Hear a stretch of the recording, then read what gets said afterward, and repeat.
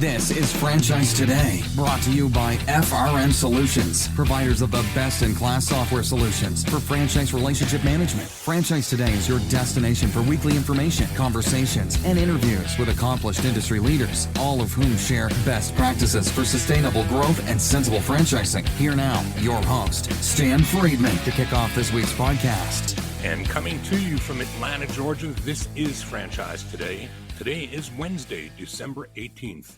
And here's hoping that you all had a safe and happy Thanksgiving holiday and that you're all geared up for jolly old St. Nick, who's literally knocking at our door.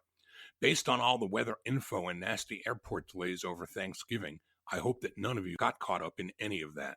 And speaking of the holidays and travel, a record-smashing 115.6 million Americans are expected to travel this holiday season, this according to the AAA's annual forecast just published. The holiday travel period is defined as beginning this weekend and running through Wednesday, January 1st. This year's projection is the highest since AAA began tracking back in 2000, representing an increase of nearly 4% over this time last year. 104.8 million are expected to drive to their holiday destinations, with another 6.9 million Americans expected to fly. And that latter figure is the most since 2003. It's anticipated that during Thursday's rush on the 26th, the day after Christmas, this will be the worst day for road congestion, with afternoon delays nearly doubling normal commute times in many cities, including New York, San Francisco, and Washington, D.C. So where are travelers headed this year? Well, not surprisingly, many to warm weather destinations like Florida, Southern Cal, Hawaii, Nevada, and Arizona in the U.S., followed by Cancun, the Dominican Republic, Jamaica, and Mexico internationally. This according again to the AAA. Well, traveling for me this holiday season, I'm happy to report, will consist of moving from one room into another. I'm more than happy to leave the roads and the airports to our seasonal friends. This too, in fact, will be the last podcast of 2019, and while many of us are dealing with last-minute shopping, ugly sweaters, and holiday cheer, we'll be joined today by HomeVestors CEO David Hicks, who will be here in a few minutes to talk with us about the joys of dealing all year long, not with ugly sweaters, but ugly houses. The We Buy Ugly Houses CEO is building a franchise empire, and David will be here in just a few minutes to tell us all about it. But first, my thanks again to Dale Carnegie's Senior VP of Franchising, John Cavilli, for sharing so many insightful nuggets with us last week as another season of Franchise Today begins to wind down. But no, we're not quite through yet, so let's get underway with this week's birthday wishes and many happy returns, going out to Harold Shoemaker, Ralph Yaruso, Nancy Fisher, Arginus Carpio, JD's son, Alice Hyman, Brian Watson, Joan Murphy Painter, John Tezza, Ellen Latham, Aubrey Jean, Mark Moses, Skip Wyatt, and finally, Josh Cohn. What do you say we take a quick break right here? And on the other side, we'll be right back with HomeVestors CEO David Hicks. Franchise Today will be right back, but first, a word from our sponsors. Hey, Stan Friedman here with a word about Transitive, an amazing marketing platform that actually delivers what others can only imagine. Accurate, dependable results that are second to none. All right, without getting too deep into the weeds, Transitive connects franchisees' customer data from all sources, providing high-octane fuel for their marketing engines. They then deploy machine learning, yes, artificial intelligence, which identifies various customer traits and habits, attributes that would otherwise likely go unnoticed, and it segments these customers into groups. This is important because, as we know, not all customers provide your franchisees with equal dollar value. But wouldn't it be great if they could easily identify who's who? Well, that's exactly what Transitive does. And what's more, it then accurately drives the appropriate offers to each of those customer groups, delivering specific personalized messages to each of the group's customers. Just like that, your franchisees are engaged in laser-focused target marketing, delivering them much more bang for the buck. You've got to see it to believe it, so what are you waiting for? Order up a demo today and tell them I sent you. Find them online at www.transitive.io. That's www.transitive.io. The HomeVestors idea began in Dallas, Texas in 1989 when real estate broker Ken D'Angelo bought so many homes he decided to transform his brokerage into a home buying business. By 1996, he took his business even further when he created HomeVestors and sold his first franchise in the Dallas area. Ken figured he had a way to create a franchise network that could advertise together, share vendors, and route calls to each other through a phone system. He eventually expanded to Kansas City, came up to 20 offices operating. He moved into Atlanta as well. HomeVestors is now comprised of more than 1,000 franchises spanning 46 states and Metro Washington, D.C., and is growing dramatically. All of their independently owned and operated franchisees are supported with mass advertising from their nationally recognized We Buy Ugly Houses brand, proprietary home evaluation, lead management software, deep knowledge of the industry, and financial resources. Today, we are joined by their CEO, David Hicks. David, welcome to Franchise Today. Thank you, Stan. I appreciate you having me on your show. Appreciate you being here. You know, I go back a bit of a ways with your concept and your brand. I cut my teeth in franchising back 30 plus years ago with a company called ERA, a company I'm certain you're familiar with because for a number of years you had a co-president named Ken Chanel, didn't you? Oh, we sure did. I'm very familiar with ERA. So a little bit about the concept. And before we do that, though, I want to start the interview today the way we always do. We always note that franchising is something of an unintentional business, that people don't pursue it, but rather it finds us. I'm interested in asking you, if you would, David, to rewind the tape back to where and when that was for you and help the audience learn a little bit about your background. Absolutely. I bought my first franchise years ago, probably too many years ago. That was with a company called Success Motivation Institute. I was a franchisee with them. I literally loved the idea of training and helping other people. And so when I was introduced to SMI, it became a great way to get started in that. And they had a good system. I bought a franchise, ended up going into the home office with SMI and becoming president of it prior to working or coming here to HomeVestors of America. And when you joined HomeVestors, in what capacity did you come on board? I was hired to run the operations department. That was back in 2005. Then in 2009, I became co-president with Ken Chanel, and that's back when we had 165 franchises. What year was that? 2005. And what year is this? It is 2019, and you have how many franchises today? We're down 1,135 as of this morning.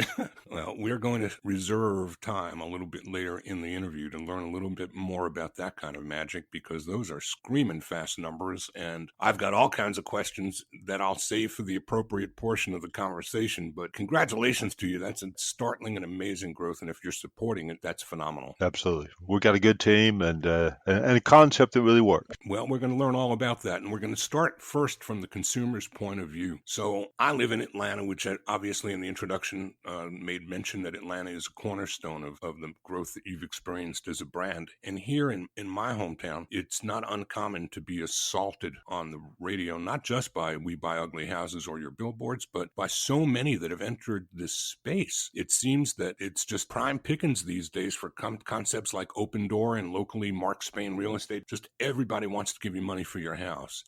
You guys were the pioneers, though, so let's talk a little bit about that vision that Ken D'Angelo had way back when, and how you've kind of molded that into some clay that consumers find incredible and intrinsic value in. Absolutely. And we, the focus on We Buy Ugly Houses and those trademarks around ugly houses is a real cornerstone to our business. Because people that have a house that needs repair, and we're a different part of the market than the open doors that are really looking to buy houses that are newer. We're buying older houses that need significant repair, houses that if the home seller really needs to get out of that ugly situation, and that's why they call us. And I think that ugly houses trademark, we have over 50 trademarks around ugly houses. and that really defines our space in the market. So distressed houses would be the appropriate description? Yeah, it is. It's more than that because they need significant repair typically, and they're not people that sell houses to us. They don't want realtors traipsing through their house. They don't want people coming through it because they know they have a house that they have repair issues with it. And that's when they call us, and we help them get rid of a house the easiest way to do it and the quickest way to do it. That's us buying it for cash, and we fix it up and sell it. So you've got a magical marketing program that attracts a lot of interest and attention, and you're the only ones, I think, that are out doing what you're doing through a franchise business model. Is that correct? That is correct, yes. So we're going to talk in a little while more about the franchise side, but on the consumer side, let's talk some about what a consumer looks for when they dial you up and they learn about your concept that makes it easier for them to do business with you than it would with any number of people who are flipping houses, let's say, locally in their community. Great question. What they're calling us for is they know with our brand that we have a dependable exit. They're not going to have somebody make an offer and then change it 2 weeks before closing. Our franchises, when they buy a house, part of our concept and that we work is we buy the house. We're going to give them a price that we're going to close that house at that price. And so if a seller needs to know they can get out of the house and get the money they need to move on with their life, they call us. Do you do anything that typical traditional real estate brokers do? Do you help these sellers with their next purchase? Do you get involved in traditional transactional real estate, or is it simply focused on flipping houses and getting people out of those old distressed homes? We help in a lot of ways. We don't get involved with the transaction, but our franchises go in there with the mentality, I want to help this seller out of their ugly situation. Sometimes if the house is better off with a realtor, we actually recommend them go to a realtor. And so the sellers get to know us, that know that they can depend on us to help them move on. So are there any other national competitors in your space? No, there's really not. I think our 1,200 boots on the ground, 1,135 boots on the ground gives us that real advantage that there is no other competitor nationwide that does what we do. That's 1,135 pairs of boots, right? That's exactly right. Yep. So from the consumer's point of view, walk the audience through a typical transaction. How does this begin? When does it start? What has to happen? How long does it take? Well, they either call us off our 1-800-44-BUYER phone number, or they go online to WeBuyUglyHouses.com. They fill out a form and a set of time for franchise come look at the house. We have, it's amazing how many people call us and say, well, just make me an offer over the phone. The reality is anybody that would make an offer over the phone is probably not going to close at that price. They're going to come look at it later. They'll set in a contract where it says they have an inspection period. Our guys, we do that personal service. We're going to come out. We're going to look at the house. We're going to find out what the situation of the seller is, how we can help them. We will actually at that time make an offer that we will close on it. We'll give them a contract right then, and we'll close on the seller's time frame. We can close in as low as 2 weeks. Many times sellers need a little bit more time to get their lives together, and we'll close on their time frame, whatever that is. And how far off of, say, fair market value might an offer from you guys look like, or how different might it be? Well, it's going to be fair market value for the condition of that house, because it is, we typically aren't buying houses through a realtor. We don't use a real estate agent to buy the house typically. In most states, we do not. So we don't have near the cost that a lot of people would have buying the houses.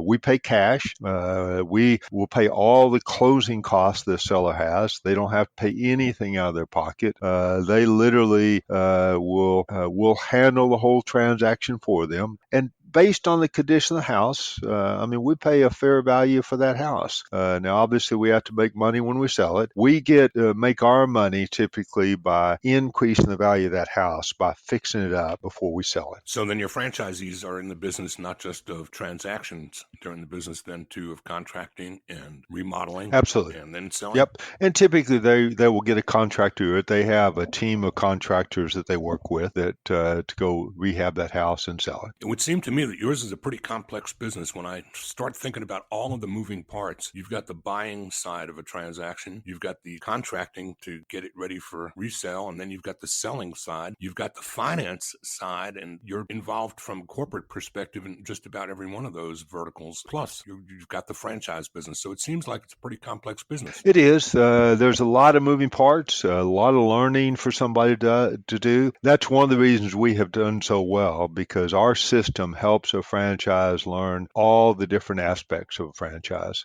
Of the business.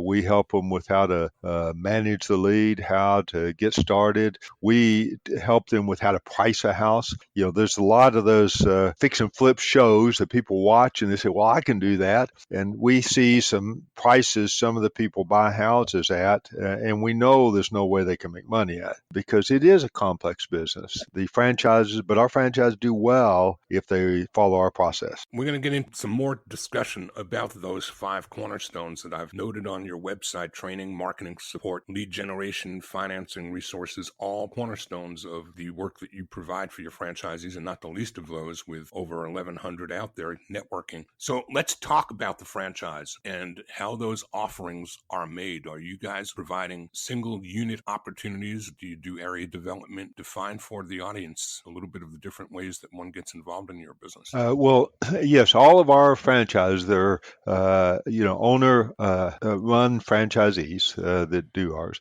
but they don't need to have experience. In fact, we really prefer somebody that comes in our business without experience, because we teach them every aspect of our business, and we go through a pretty extensive training that they have here in Dallas. We have all the tools.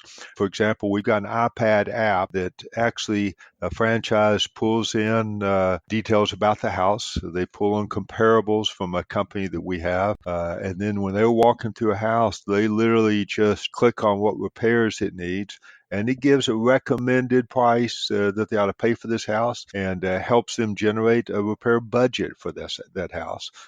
Tells what it will cost to go through it. So it starts with that training, starts with the process of that. We also assign every franchise what we call a development agent that's a mentor that helps them and works with them, that goes with them on some appointments they can actually run what comes out of that iPad, they can send to that mentor and say, here's the pictures of the house, and here's all about the house. And the mentor then helps them make sure they're not making mistakes on that house, helps them see what they should do, answer questions with it. So we're with them in every step of the way, especially a new franchise, as long as they need to be. And this development agent is a corporate employee? Is this the equivalent of, say, a field consultant? No, it's even better than that. They are successful franchises that then go on to become development agents. So most of them are still running a franchise. Some of the big ones now have gone on to where they're full-time development agents, but they all start out as successful franchises. And so they're not trying to coach them from Dallas, where we are. They are in their market for the most part, and they understand that market. And so they are successful in the market, helping them be successful in that same market. So they are participating then in revenue generated by the deal, or how does that work? Yes, we pay the development agents. The franchise pays us a transaction fee, and then we pay the development agent out of that transaction fee. But most of them, the reality is they don't start doing it for the money. They start doing it because they like helping other people, and they end up coaching them because they want a good team in that area to be successful. That kind of peels the onion back a little bit on how do you manage that number of franchisees and their growth with a better insurance policy than the one you've got in place, which is nothing succeeds like success. That's right. Absolutely. We have over 80 development agents that they're the coaches to help the others be successful, and it helps multiply our success. How many transactions would a typical franchisee participate in the course of a year? It depends on the franchise. They can do whatever their goals are. I think we have over a dozen that do over 100 a year. But we've got a lot of them that will do 20 or 30. So it totally depends on what their personal goals are. Some of them are one or two person offices, and they like the amount of money they're making on 15, 20, 25 transactions. And if they're happy with that, we are. But then we have some that really develop pretty big businesses. Do any in the conventional real estate business participate in your concept? We have probably half of our franchise end up being real estate agents at some point. A lot of them will. We do have some that came out of the brokerage, real estate agent or brokerage. They were a broker and became a franchise. But so we work very closely with real estate agents because virtually all the houses we sell after we fix them up retail are sold through a real estate agent. So am I correct then in assuming that you don't require any licensing, that there's no licensing required by states to do the business that you do? There are a few states that require them to be real estate agents. Most do not. So again, we require them to follow all local laws. But most states, you do not have to be an agent to buy and sell your own houses. So you're really tangential. You're not in the real estate transaction business, which is pretty surprising that in more states than not, or in fewer states than more, that you don't need licensing. But I suppose it really makes sense when you start peeling it back and taking a look at what it is that your franchisees are really doing. I noted too, with interest in getting ready for today's conversation, I just took a look at the Entrepreneur Franchise 500 and how dramatically the listings in the residential real estate space have changed. There was a time where my old fraternity at ERA, Century 21, RE/MAX were all in those top tier of the Franchise 500. And today I found that RE/MAX, Keller Williams were the only two that are in the top 50, and literally others that used to be there are all but gone. That industry has really changed. And that it has changed. It has flattened out a lot. I think we're the highest ranked in the real estate space right now in that listing. You're pretty close, actually. You're number 30, and only one of two in the top 50. So my hat's off to you. And I'm not going to give a shout out to the other. If anybody wants to know, they're going to have to go look it up for themselves. So talk about the kinds of opportunities then. It's all single unit. It's not multiple unit. It's not an area that you can purchase for further development. You buy one territory and you work it. We have a few that have multiple territories, but for the most part, Stan, they don't need multiple territories in ours. If they want a bigger opportunity, they can simply do more within their city. But they have the opportunity, if they like, they can buy a second or third franchise. But very few of them do because there is so much opportunity in the cities that we're at. That they take advantage of that. All right, let's take a look at helping the audience with look backstage. How does the franchisor of a concept that has literally doubled in size over a period of how many years was it, David? You doubled from 500 to over 1,000 in what period It's of time? in 2014, so in 5 years. So in 5 short years, how do you build a back end to scale and enable you to manage that rapid kind of growth? Well, it starts, Stan, with the development agents because they are the ones that do the support with the franchises. And they do, for the most part, they do the referrals. But you know what the real secret is our, at that time, 500 franchises, that's now 1,000 franchises, because, and Stan, this shows the power of our concept and how successful our concept is. Over half the new franchises we have come from referrals of existing franchises. Because our franchises understand that the better we do in a market, the more franchise we do in the market, the better they do, because ours is a unique model in that the more we have within a city, that the more advertising we do, the better off our franchises do within that city. And so, but that's where most of our growth comes from, is the local franchise. The second thing, a part of that, is we have developed a real team concept. It's different than many other models in that our franchises want everybody in an ad council which is within a city to be successful. And so they all help each other.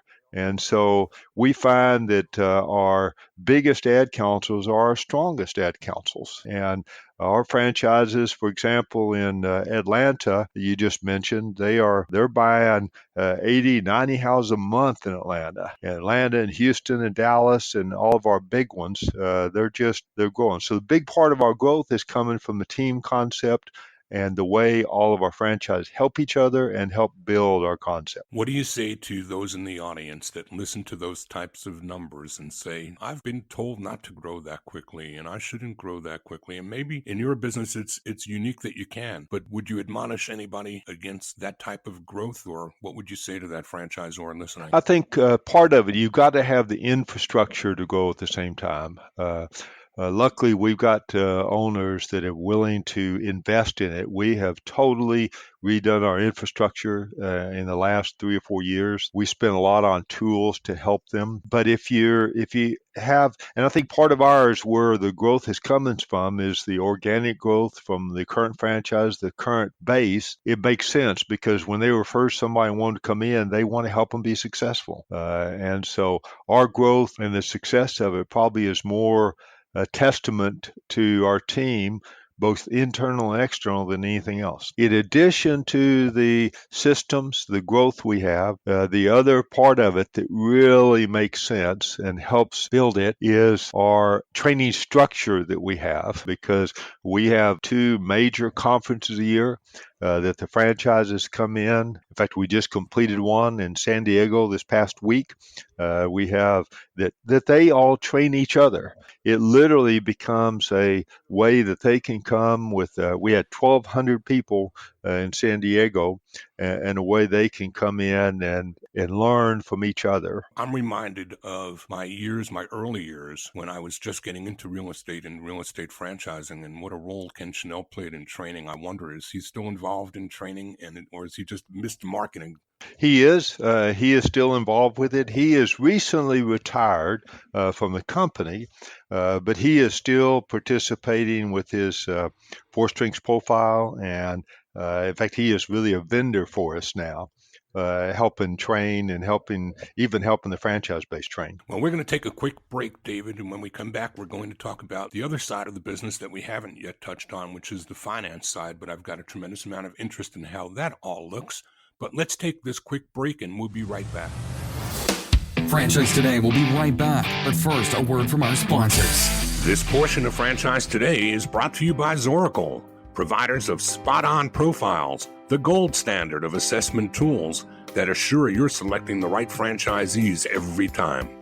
Unlike DISC or others that simply gauge personality or communication styles, Zoracle's spot-on assessments are all franchise-specific and based upon 7 sciences that nail the results each and every time. Your prospects simply answer a few questions online, and like magic, Zoracle's algorithms scientifically slice, dice, and analyze their thresholds for risk, their business acumen, and even their propensity for single or multi-unit ownership.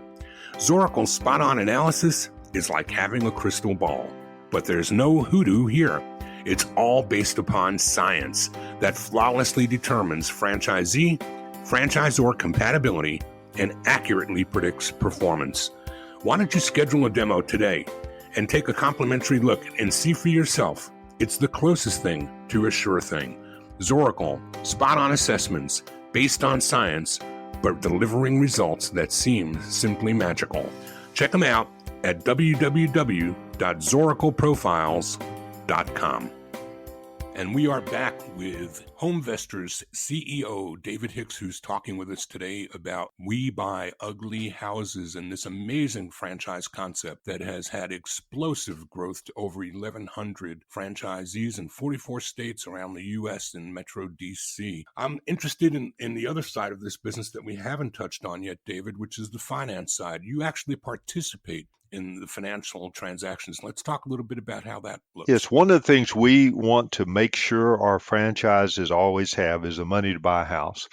And so not only are we a lender through our lending arm, but we also have created a portal that we have 9 different vendors in to give our franchisees an opportunity to get the best rates and always have financing available. And so they can literally enter a property in, they can hear all about this property, and in fact, they use it through our app, and they submit to the portal, and the portal tells them which lenders this property fits, and what the lender's rates are, and they can then submit that loan to whichever the 9 lenders they want to. And so whether it's us or any of the others, part of it, we're trying to make sure we get the lenders kind of competing for our franchise business. And it's worked because we have some really good rates in this industry for our franchises. Has the access to capital issues that float up and down over the years impacted on your business at all? It really hasn't, because in this business, again, they're short-term loans. They're not getting them from banks typically. They're from more of a hard money lenders, and there are always those kind of people available. They change over the time, but it's really very stable. I wonder what percentage of those in the marketplace for your services are institutional lenders versus those that are just working the markets locally. There are some pretty big companies that are doing the lending from Lending Home. There's quite a few of them. They're out there that loan to our franchises. It's quite interesting, Stan, that we have 3 different lenders now that have also bought franchises. Either some of their salespeople, some of the owners of them have end up buying franchises because they see the prices our franchise buying houses for, and they see how successful our franchises are, and they say, "Hey, maybe I need a part of that." So when you talk about no experience necessary for a franchise, no prior experience in real estate is, I guess, what you're talking about. But what kinds of core competencies would a successful franchisee be bringing with them as they come and learn about your business? The things they need more than anything else is a desire to be successful, that passion to learn real estate. But it's amazing, Stan, how many people we have that, again, any kind of business success is good. Our best people tend to be coming out of a sales background. They have that kind of mentality. Although we have a lot of people that are former athletes that have been real successful with us. Anybody that has that discipline to go work hard and follow a system that is good working with coaches and teachable, they can do well with us. And I'd say that teachable part is a big part of it. They have to be willing to be coached. From first contact with you until somebody becomes a franchisee, what does the typical timeline look like? It's fairly quick. I bet you our process is, for most people, is 30 to 60 days before they make the decision to get a franchise. And then they schedule training again within 30 to 60 days. And training, once again, lasts forever. But there is a formal training process that is a full week training here in Dallas that they have to come to, that we do that training once a month. They have a pre-training process they have to go before they get here, and then a post-training process they do with their development agents. But again, our business is always changing, always new, and so the training process, there is training going on for literally forever. There's a lot of learning that our good people always do. Touche, that was a great answer, and you got me on that one. David, I'm at the place and time where I ask my guests each week, what did I miss? What did I not ask you that you might wish I did? I'm not sure that there's anything you missed. I tell you, we've got a fun business, Stan. You ask why we've been successful. I think the biggest reason we've been successful is the franchise we have all enjoy each other. They enjoy our business, and they're successful at it. And that's what real growth that we have is coming from, when you have a good concept, you have a good market, and your franchise are doing well, the growth kind of takes care of itself. Well, I think you've pretty much said it all. You've told everybody everything they need to know except one thing, David, and that's how do they learn more? The simple way, if they want to find out about a franchise, go to HomeVestorsFranchise.com, and they can find out a lot about the franchise right there. If they have a house to sell, go to WeBuyUglyHouses.com. And for contact information for any of those aspiring in the franchise world as franchisors might want to pick your brain and learn a little more from you offline, is there any contact info you'd be willing to share with the Yeah, audience? they can literally go through that address there, HomeVestorsFranchise.com. They are welcome to call me direct if they like, and I'll give you my direct phone numbers, 972-532-8013. I appreciate that so much, David. Can't thank you enough for taking the time today to spend some time with us and help our audience learn from the pearls of wisdom that have come from an amazing brand called HomeVestors Franchising. David Hicks, thank you again. Thank you, Stan. Well, another insightful interview and another year of great interviews right here on Franchise Today. We'll do it all over again in 2020 when I invite you to come back and join us once again for a stellar lineup of some of the best in franchising. Until then, please remember to subscribe to Franchise Today at Blog Talk Radio and that you can download us from iTunes, TuneIn, Stitcher, and virtually any place that podcasts are found.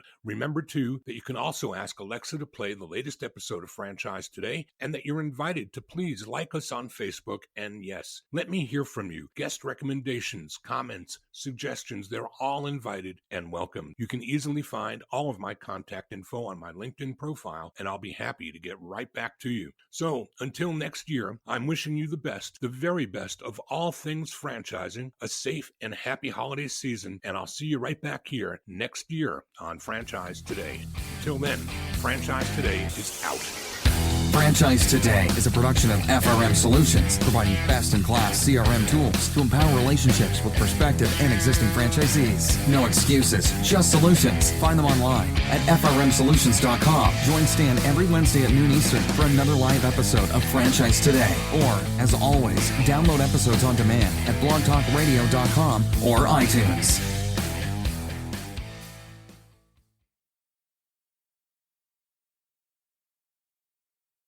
When it's PCS time, you know the drill. Pack, research the new base, get the kids in school, because family supports family. At American Public University, we support military families with flexible, affordable online education that moves with you.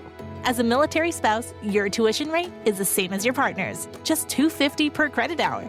American Public University, education that moves with you. Learn more at apu.apus.edu/military.